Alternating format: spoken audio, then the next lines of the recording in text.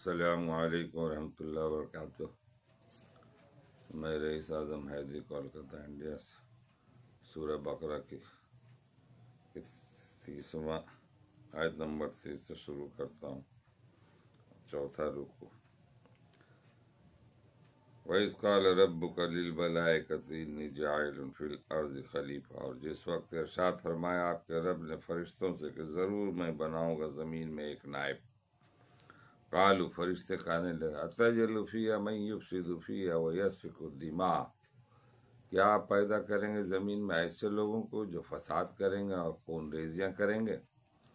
وَنَحْنُ نُسَبِّحُ بِحَمْدِكَ وَنُقَدِّسُ لَكَ، اور ہم برابر تسبیح کرتے رہتے ہیں بحمد اللہ اور تقدیس کرتے رہتے ہیں آپ کی۔ قَالَ إِنِّي أَعْلَمُ مَا لَا تَعْلَمُونَ، حق تعالیٰ نے ارشاد فرمایا کہ میں جانتا ہوں اس بات کو جس کو تم نہیں جانتے۔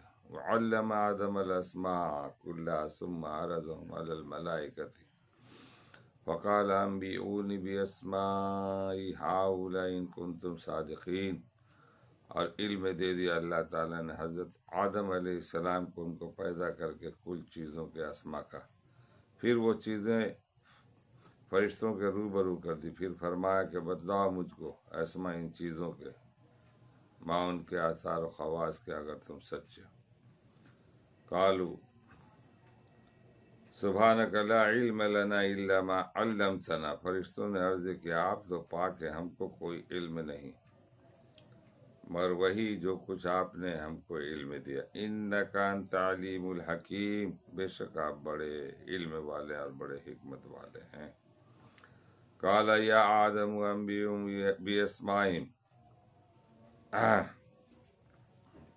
جس کے لیے مسئلہ جانا اس قدر علم و فہم عطا فرمائے۔ حق تعالیٰ شانوں نے ارشاد فرمایا کہ آدم ان کو ان چیزوں کا اسما بتلا دو۔ فلما انبأہم باسمائہم، تو جب بتلا دیے ان کو آدم نے ان چیزوں کے اسما، تو حق تعالیٰ نے فرمایا قال الم اقل لکم انی اعلم غیب السماوات والارض وعالم ما تبدون وما کنتم تکتمون۔ حق تعالیٰ نے فرمایا دیکھو میں تم سے کہتا نہ تھا کہ بے شک میں جانتا ہوں تمام پوشیدہ چیزیں آسمان اور زمین کی، اور جانتا ہوں جس بات کو تم ظاہر کر دیتا اور جس بات کو دل میں رکھتے۔ وَإِذْ قُلْنَا لِلْمَلَائِكَةِ اسْجُدُوا لِآدَمَ فَسَجَدُوا إِلَّا إِبْلِيسَ، اور جس وقت ہم نے حکم دیا فرشتوں کو اور جنوں کو بھی کہ سجدہ میں گر جاؤ آدم کے سامنے، سب سجدہ میں گر پڑے بجوز ابلیس کے۔ ابا واستکبر وکان من الکافرین، اس نے کہنا نہ مانا اور غرور میں آ گیا اور ہو گیا کافروں میں سے۔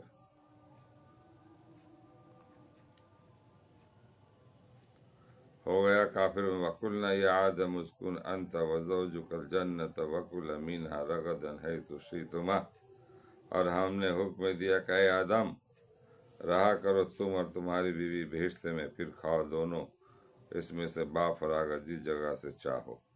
وَلَا تَقْرَبَا هَٰذِهِ الشَّجَرَةَ فَتَكُونَ مِنَ الظَّالِمِينَ، اور نزدیک نہ جائیو اس درخت کے ورنہ تم بھی انہی میں شمار ہو جاؤ گے جو اپنا نقصان کر بیٹھتے ہیں۔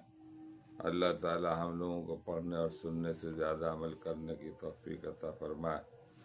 فرشتوں کے سامنے ساری جب باتیں آئی، اللہ تعالیٰ نے آدم کو جب پیدا فرمایا تو کہا کہ ان کو سجدہ کرو، تو فرشتوں نے کہا کہ یا اللہ، فرشتوں نے مان لیا اور سارے لوگوں نے سجدہ کر، سارے فرشتوں نے، مگر بجز ابلیس کے اس نے تکبر کیا، گھمنڈ کیا اور انکار کر دیا۔